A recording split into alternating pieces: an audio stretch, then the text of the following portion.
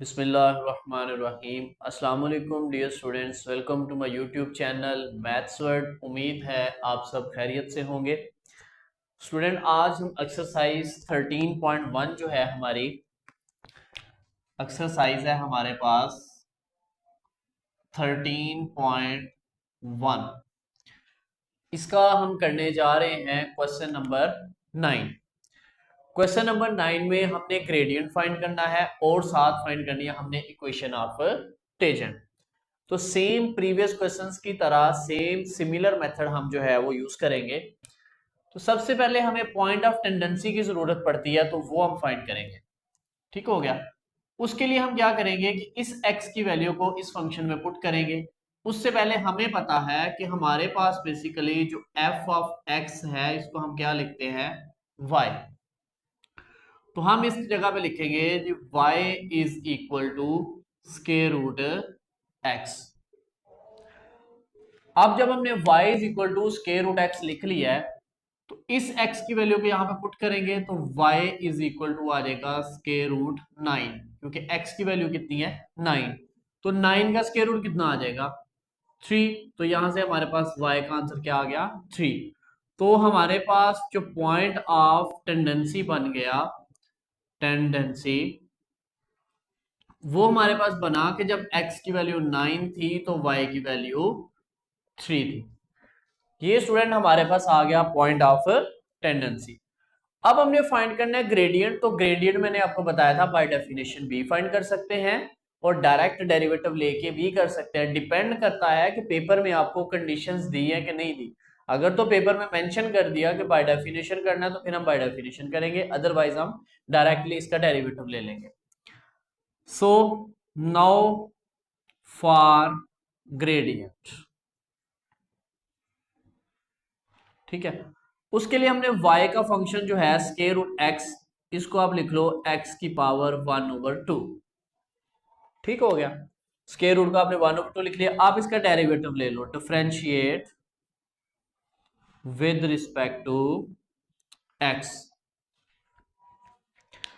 अब डिफरेंशिएट किया तो ये हमारे पास आ जाएगा जी dy/dx इक्वल है, यहां पे डेरिवेटिव लेंगे तो पावर लगेगा, पावर पहले, पावर में से कम करेंगे तो -1/2 हो जाएगा। और पावर के बगैर x का डेरिवेटिव 1 होता है, वो साथ लिखो ना लिखो उससे फर्क नहीं पड़ता।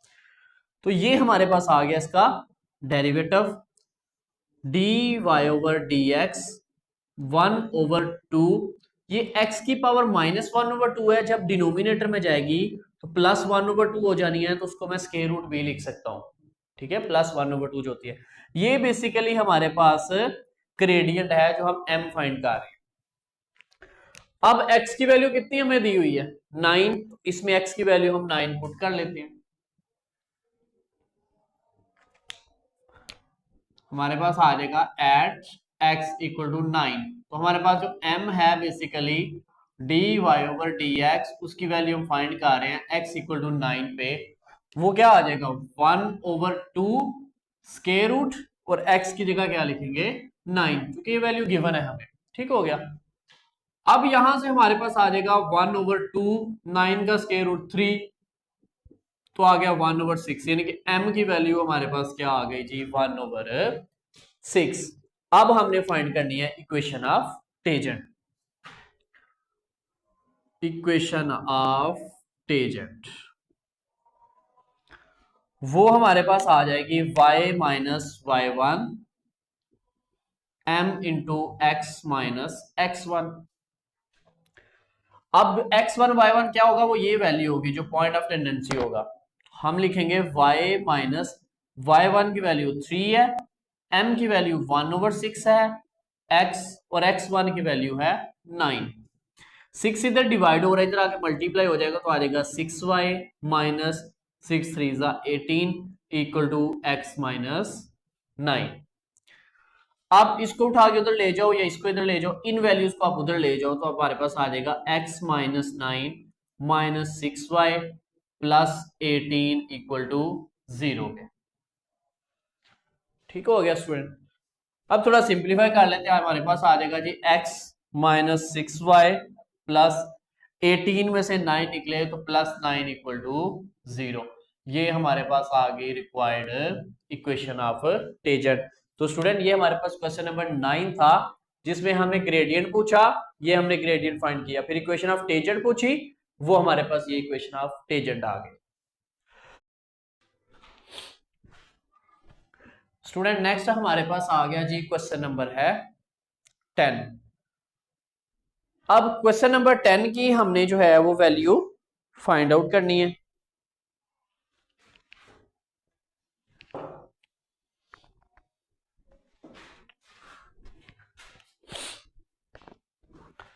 स्टूडेंट नेक्स्ट हमारे पास क्वेश्चन नंबर 10 है। क्वेश्चन नंबर 10 में हमें S of T function given है 2t³ - 3t² प्लस टी। अब इसके दो पार्ट्स हैं, एक में हमने फाइंड करनी है एवरेज वेलोसिटी, एक में करनी है इंस्टेंटेनियस वेलोसिटी। एवरेज वेलोसिटी सबसे पहले हम फाइंड करते हैं ओवर द इंटरवल 1 4, ये हमें बुक पे गिवन है इंटरवल। तो एवरेज में बेसिकली हम क्या करते हैं कि फाइनल माइनस इनिशियल, आपने फिजिक्स के अंदर भी जो है इसको पढ़ा होगा बड़ी डिटेल के साथ। तो हमने यहाँ पे क्या लिखा कि हमारा जो फंक्शन है इसका मतलब है S(4) - S(1), यानी फाइनल माइनस इनिशियल, और डिवाइडेड बाय 4 - 1।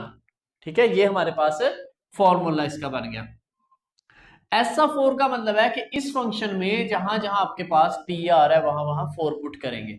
तो हम लिखेंगे जी 2 × 4 का क्यूब -3 × 4 का स्क्वायर प्लस 4 माइनस S(1) का मतलब है कि इस फंक्शन में जहां जहां t आ रहा है वहां वहां 1 लिख देंगे। तो ये हमारे पास आ जाएगा जी, ये 4 - 1 3 आ गया। यहां पे 4 का क्यूब होता है 64, 2 से मल्टीप्लाई 128, माइनस 4 का स्क्वायर उसको 3 से मल्टीप्लाई किया तो 48 प्लस 4 माइनस 1 का क्यूब 1 नहीं होता, 2 1 सा 2 माइनस 3 आ गया प्लस 1 आ गया, यहां पे आ गया डिवाइडेड बाय 3। 128 में से 48 निकाले 80 और प्लस 4 किया तो 84 माइनस, यहां से देखो 2 और 1 3, 3 - 3 0, तो ये टर्म सारी क्या हो गई 0। तो ये आ गया 84/3। तो यहां से हमारे पास इसको डिवाइड करें तो 3 2 ज़ा 6, तो 8 2 कैरी हुआ 24 और 3 8 ज़ा 24। अब चूंकि उसने हमें बोला हुआ है बुक के ऊपर, तो इसको आपने किस में लिखना है, किलोमीटर पर आवर में। हम लिख लेंगे किलोमीटर पर आवर। ये हमारे पास आ गई एवरेज वेलोसिटी, जिसको हम डिनोट करते हैं एवी के साथ। अब स्टूडेंट इसका सेकंड पार्ट हमने फाइंड करना है इंस्टेंटेनियस वेलोसिटी। ठीक है, सेकंड हमने पार्ट करना है इंस्टेंटेनियस।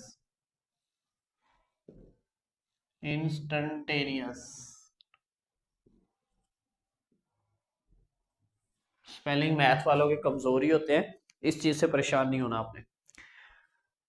अब इंस्टेंटेनियस की वैल्यू हमें उसने दे दी कि आपने फाइंड आउट करना है एट द t = 2। अब इंस्टेंटेनियस के लिए आप वही फॉर्मूला जो है वो हमने ये वैल्यू फाइंड करनी है एट t = 2। इसके लिए भी आप बाय डेफिनेशन वाला फॉर्मूला भी लगा सकते हैं, या आप डायरेक्टली आप इसका डेरिवेटिव भी ले लें। ठीक हो गया। बेसिकली जब भी हमारे पास कोई फंक्शन गिवन होता है ना, ऐसे r मतलब कोई फंक्शन गिवन है, तो जब हम वेलोसिटी फाइंड करते थे फिजिक्स के अंदर, तो हम ऐसे लिखते थे v = dr/dt। ठीक है, टाइम के रिस्पेक्ट से वहां पे होता था। तो ये आप इस तरह हम यहाँ पे डायरेक्टली जो है इसको डेरिवेटिव लेके ही करेंगे, आप दूसरी तरह भी कर सकते हैं, डिफरेंट इसके सॉल्यूशंस जो हैं आप निकाल सकते हैं। हम सबसे पहले जो लिखते हैं, हमारे पास जो फंक्शन है S(t) बेसिकली वो हमारे पास है 2t³ - 3t² प्लस t। इसको हमने करना है डिफरेंशिएट कर लो विद रिस्पेक्ट टू t। ठीक है, तो ये आ जाएगा ds/dt। s को बेसिकली लिख लो कि ये t का फंक्शन है, नहीं भी लिखोगे तो कोई मसला नहीं है। ठीक है, अब यहां पे आ जाएगा जी d/dt, पीछे 2 है तो अब यहां पे 2 लगा दे, t का क्यूब आ गया जी -3, यहां भी आ जाएगा d/dt और ये आ गया t का स्क्वायर प्लस d/dt और ये आ गया जी टी। ये बेसिकली हमारे पास इंस्टेंटेनियस ही आ रही है, ठीक है। ये जो हमने वेलोसिटी निकालते थे जब, तो हमें आर गिवन होता था तो हम करते थे D R over d T, उसको वेलोसिटी रखते थे। एक्सेलरेशन के लिए हम उसका डबल डेरिवेटिव लेते थे, ठीक है। तो यहां पे आपके पास आ गया जी 2 टी का क्यूब कितना होगा, इसका डेरिवेटिव पावर पहले पावर में से कम, तो पावर के बगैर टी का टी के हिसाब से 1 नहीं होना है, वो लिखने की जरूरत नहीं है। टी स्केयर का डेरिवेटिव आपको पता है 2t होता है, यानी पावर पहले पावर में से एक कम। इस t का t के हिसाब से 1 हो जाना है, तो ये आ जाएगा जी 6t square minus 6t plus 1। अब t की वैल्यू कितनी है 2, at t is equal to 2, तो पुट कर दे 2 का स्केयर माइनस 6 इंटू 2 प्लस 1, तो 2 का स्केयर 4 और 4 6 जा 24, 6 2 जा 12 प्लस 1। अब 24 में से 12 माइनस करें तो कितना आता है 12 ही आता है, और एक 1 ऐड कर दें तो कितना आ जाएगा जी 13। ये हमारे पास आ गई इंस्टेंटेनियस वेलोसिटी। तो ये हमारे पास था क्वेश्चन नंबर 10। ठीक हो गया स्टूडेंट। नेक्स्ट हमारे पास आ गया क्वेश्चन नंबर 11। क्वेश्चन नंबर 11 की स्टेटमेंट है कि a stone is thrown upward and its height after T second is given by, उसकी हाइट जो फंक्शन है वो गिवन है, एस ऑफ टी इक्वल है minus 16 T square plus 32 T plus 10। Find the instantaneous velocity at T is equal to 1। Instantaneous velocity ही इसमें भी आपने फाइंड करनी है, तो हम डायरेक्ट डेरिवेटिव लेके ही इसका जो है वो फाइंड करेंगे। हम लिखेंगे फॉर इंस्टेंटेनियस वेलोसिटी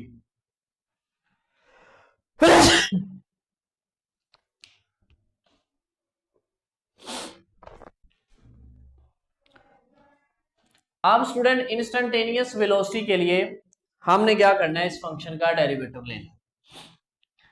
तो हम करेंगे जी differentiate with respect to t, तो ये आ जाएगा d s over d t equal है minus 16 d over d t, ये आ गया t square plus 32 d over d t, ये आ गया t plus d over d t, और ये आ गया जी 10। अब ये आ जाएगा माइनस 16 टी स्केयर का डेरिवेटिव 2t होता है, यानी कि पावर पहले पावर में से कम, और पावर के बगैर t का 1 ही होता है, प्लस 32 टी का टी के हिसाब से 1, 10 कांस्टेंट है तो इसका क्या हो जाना है 0। 16 को 2 से किया तो माइनस 32 टी प्लस 32 आ गया। अब टी की वैल्यू कितनी थी, at T is equal to 1, तो आप 1 पुट करें, माइनस 32 इंटू 1 प्लस 32, तो ये कितना आ जाएगा माइनस 32 प्लस 32, तो आंसर क्या आ गया जी 0। तो हमारे पास जो इंस्टेंटेनियस वेलोसिटी है वो हमारे पास क्या आ जाएगी 0। स्टूडेंट अगर इसी क्वेश्चन को, क्वेश्चन नंबर 11 को हम सेकंड मेथड जो है आपका बाय डेफिनेशन वाला, उस तरीके से भी मैं आपको करवा देता हूं। उसके लिए हमारा फॉर्मूला होगा कि s into t plus del of t minus s of t over del t. जब हमने बाय डेफिनेशन के मैंने आपको रूल्स स्टेप लिखवाए थे तो वहां पे लास्ट पे ये फॉर्मूला हमारा बनता था। ठीक हो गया। अब इस पे अगर हम इंप्लीमेंट करें इसको, तो हम इसमें वैल्यूज पुट करते हैं कि हमारे पास जो एस ऑफ टी, तो यहाँ पे क्या आ रहा है टी प्लस डेल टी, तो मतलब जो एस ऑफ टी वाला फंक्शन है उसमें जहां जहां टी आ रहा है वहां वहां टी प्लस डेल टी करेंगे, तो हमारे पास आ जाएगा लिमिट डेल टी अप्रोच करता है 0 को, ये आ जाएगा जी माइनस 16, टी की जगह पे लिखेंगे टी प्लस डेल टी का स्केयर प्लस 32, टी की जगह पे हम लिखेंगे टी प्लस डेल टी, उसके बाद plus 10 minus s of T की वैल्यू यही होगी माइनस 16 टी का square plus 32 T plus 10। Okay हो गया स्टूडेंट। अब नीचे आ जाएगा जी डिवाइडेड बाय डेल टी। अब इसमें आप क्या करेंगे कि आ जाएगा लिमिट डेल टी अप्रोच करता है 0 के, ये आ जाएगा जी -16। इस पे स्केयर का फॉर्मूला अगर ओपन करें तो t square plus del t square plus 2t del t, उसके बाद आ जाएगा प्लस 32 को अंदर मल्टीप्लाई करें 32t plus 32 del t plus 10 minus, इसको अंदर मल्टीप्लाई करेंगे, जब ये माइनस ब्रैकेट खत्म करेंगे तो माइनस अंदर वाले साइन चेंज कर देगा, तो minus minus plus 16t square plus minus minus 32t plus minus minus 10, और नीचे आ जाएगा जी डिवाइडेड बाय डेल टी। अब इसमें हमने क्या करना है, कटिंग कर लेते हैं कि हमारे पास 32t प्लस का और माइनस का कैंसिल हो जाएंगे, ये 10 और 10 भी हमारे पास क्या हो जाएंगे, कैंसिल हो जाएंगे। बाकी जो टर्म्स बच गए उनको आप लिख लें। हमारे पास आ जाएगा जी लिमिट डेल टी अप्रोच करता है 0 के, -16 को मल्टीप्लाई करें -16t square -16 del t square, ठीक है, उसके बाद -16 टू ज़ा 32t डेल टी, उसके बाद प्लस 32 डेल टी यहाँ से बचा है और प्लस 16t स्केयर बच गया, नीचे आ गया डिवाइडेड बाय डेल टी। अब इसमें से भी देख लें जो जो कटिंग होती है, -16t का स्केयर प्लस का 16t स्केयर कैंसिल हो गया। ओके हो गया स्टूडेंट। उसके बाद हमारे पास आ जाएगा ये 32 डेल टी है, ये 32t डेल टी है, तो इसको गलती से भी आपने कट नहीं करना। बाकी टर्म्स हमारे पास बच गई, लिमिट डेल टी अप्रोच करता है 0 को माइनस, अब इनमें से ना ये टर्म्स जो बच गए इनमें से डेल टी कॉमन ले लो, बाकी आ गया -16 डेल टी, यहां से डेल टी कॉमन आ गया, बाकी -32t बच गया। उसके बाद यहां पे आ जाएगा +32, चूंकि डेल टी जो है यहां से भी कॉमन आ गया, बाकी नीचे क्या आ जाएगा हमारे पास, डेल टी। डेल टी और डेल टी आपस में कैंसिल हो जाएंगे, बाकी आप लिमिट अप्लाई कर दो, बाकी जो फंक्शन बच गया उस पर लिमिट अप्लाई करो कि जहां जहां डेल टी है वहां वहां 0 आ जाएगा, तो ये आ जाएगा -16 डेल टी की जगह पे 0 -32, ये टी रहेगा +32, तो ये भी 0 हो गया, तो आ गया -32t +32। ओके हो गया। अब हमें t की वैल्यू क्या थी 1, तो यहाँ t की वैल्यू 1 पुट कर दो at t is equal to 1, तो ये हमारे पास आ जाएगा, इधर मैं साइड पे कर देता हूं, -32 1 +32, आंसर क्या आ जाना है जी 0। तो स्टूडेंट जो क्वेश्चन नंबर 11 था उसको मैंने दोनों मेथड से आपको करवा दिया, ये डायरेक्ट डेरिवेटिव लेके मेथड, देखो आंसर 0 आ गया, ये बाय डेफिनेशन जिस तरह हम करते थे उस तरह इसका आंसर आ गया, तो ये क्वेश्चन नंबर है 11। तो दोनों मेथड्स मैंने करवा दिए ताकि बच्चों को जो है वो कंफ्यूजन दूर हो जाए कि पता नहीं दूसरे मेथड से आंसर चेंज आता है या सेम आता है कि नहीं आता। तो आपकी मर्जी है, अगर आपको मेंशन नहीं है ना क्वेश्चन में कि किस मेथड से करना है, अगर तो मेंशन कर दिया कि बाय डेफिनेशन करना है या बाय फर्स्ट प्रिंसिपल करना है, तो देन फिर आपने फर्स्ट प्रिंसिपल से ही करना है, जिसको बनीशियो मेथड भी कहते हैं। लेकिन अगर वो कंडीशन नहीं लगा रहा क्वेश्चन में, तो फिर आप जो है इसी तरह भी डायरेक्ट इसको कर सकते हैं। तो ये था क्वेश्चन नंबर 11। स्टूडेंट नेक्स्ट हमारे पास लास्ट क्वेश्चन है एक्सरसाइज 13.1 का। स्टेटमेंट है इसकी, the outdoor temperature in centigrade degree centigrade over the time is modelled by t of t, यानी टी का फंक्शन दे दिया -t² +12t +10 at t is equal to 2, where t is the time in hours, find the instantaneous rate of change at t is equal to 2। इसमें भी आपने वही rate of change he find करना है, क्योंकि आपने डेफिनेशन भी क्या पढ़ी हुई है, डेरिवेटिव की rate of change of dependent variable with respect to independent variable. तो इस क्वेश्चंस को हम डायरेक्टली जो है वो जिस मेथड्स को ज्यादा फॉलो कर रहे हैं उसी से ही करेंगे, बाकी आपकी चॉइस है, आपको जो सेकंड मेथड बताया उससे भी कर सकते हैं। तो सबसे पहले तो हम इसका डेरिवेटिव लेंगे, फॉर हम लिखेंगे जी, फाइंड आउट करना है हमने इंस्टेंटेनियस रेट ऑफ चेंज, तो हम लिख लेते हैं for instantaneous rate of change, rate of change. उसके लिए हमने इसका डेरिवेटिव लेना है, तो हम लिखेंगे जी differentiate with respect to t, क्योंकि हमारा जो है वेरिएबल आ रहा है अब टी, तो ये आ जाएगा D capital T over D small T, क्योंकि ये कैपिटल टी स्मॉल टी का फंक्शन है। इधर आ जाएगा minus D over d t, और ये आ गया t square plus 12 D over d t, ये आ गया t plus d over d t, ये आ गया जी 10 माइनस टी स्केयर का डेरिवेटिव क्या होगा, पावर पहले पावर में से एक कम, तो पावर के बगैर जब टी का टी के हिसाब से करेंगे तो वो 1 आ जाना है, वो लिखने की जरूरत नहीं है।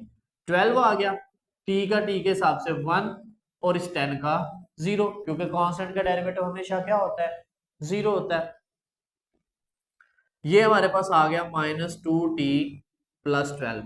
अब उसने कहा टी की वैल्यू 2 पे फाइंड करना आपने, तो आप लिख लो at t is equal to 2, तो ये आ जाएगा minus 2 into 2 plus 12 minus 4 plus 12, तो आंसर क्या आ गया जी 8।